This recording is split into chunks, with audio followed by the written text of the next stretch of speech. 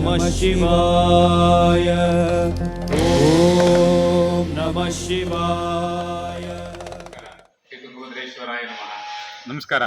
ಈ ವಾರದ ವಿಶೇಷತೆ ಏನಂತಂದರೆ, ಮೊನ್ನೆ ಅಂದರೆ ಚೌತಿ ಮತ್ತು ಪಂಚಮಿ ಕಾರಣಾಂತರಗಳಿಂದ ಜನನ ಅಥವಾ ಮರಣ ಅಥವಾ ಹೆಣ್ಮಕ್ಳದ್ದು ತಮ್ಮದು ತಿಂಗಳದ್ದು ಏನಾದರೂ ಡೇಟ್ ಇದರಿಂದ ಕಾರಣಾಂತರಗಳಿಂದ ಯಾರಿಗೆ ನಾಗಪ್ಪ ದೇವರಿಗೆ ಹಾಲು ಹಾಕೋಕ್ಕಾಗಿರಲ್ಲೋ ಅಂಥವ್ರು ಗಣೇಶ ಚೌತಿ ದಿವಸ ಅಂದರೆ ಭಾದ್ರಪದ ಮಾಸದಲ್ಲಿ ಬರ್ತಕ್ಕಂಥ ಗಣೇಶ ಚತುರ್ಥಿ ದಿವಸ ನಾಗಪ್ಪಗೆ ಬೇಕಾದ್ರೆ ಅವತ್ತು ಹಾಲು ಎರಿಬೋದು. ಶಾಸ್ತ್ರ ಪ್ರಕಾರ ಬರುತ್ತೆ. ಈಗ ಯಾರಿಗಾಗಿರಲ್ಲ ಅವ್ರು ಆ ಟೈಮಲ್ಲಿ ಮಾಡ್ಬೋದು.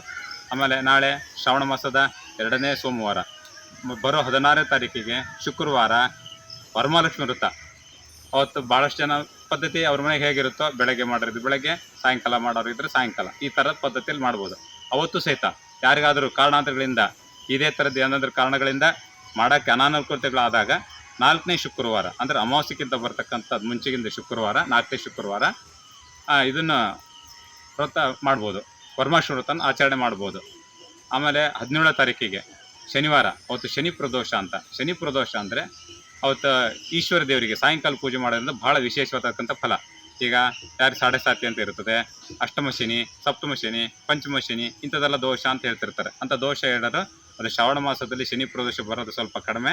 ಅದು ಬಂದಾಗ ಅದನ್ನು ಆಚರಣೆ ಮಾಡೋದ್ರಿಂದ ಭಾಳಷ್ಟು ದೋಷ ಪರಿಹಾರ ಆಗುತ್ತೆ ಅಂತ ಶಾಸ್ತ್ರದ ಪ್ರಕಾರ. ಆಮೇಲೆ ಅವತ್ತು ಶನಿ ಪುರಾಣ ಅಂತ, ಈಗ ಶ್ರಾವಣ ಮಾಸದಲ್ಲಿ ಭಾಳ ಜನ ಶನಿ ಪುರಾಣ ಓದಿಸ್ತಾ ಇರ್ತಾರೆ. ಅವತ್ತು ಶನಿ ಪುರಾಣ ಮಾಡೋದ್ರಿಂದ ವಿಶೇಷವಾದಕ್ಕಂಥ ಫಲ ಸಿಗ್ತದೆ. ಹಾಗಾಗಿ ಎಲ್ಲರಿಗೂ ಶ್ರಾವಣ ಮಾಸದ ಶುಭ ಆಗಲಿ ಅಂತ ಹಾರೈಸ್ತಾ, ಆಮೇಲೆ ಇನ್ನೊಂದು ಏನಂತಂದರೆ ಅವತ್ತಿನ ದಿವಸನೇ ಸಿಂಹ ರಾಶಿಯಲ್ಲಿ ರವಿ ಪ್ರವೇಶ ಆಗ್ತಾರೆ. ಅಂದರೆ ಮಘ ನಕ್ಷತ್ರಕ್ಕೆ ರವಿ ಪ್ರವೇಶ ಆಗ್ತಾರೆ. ಅವತ್ತು ಸಿಂಹ ಸಂಕ್ರಮಣ ಅಂತ.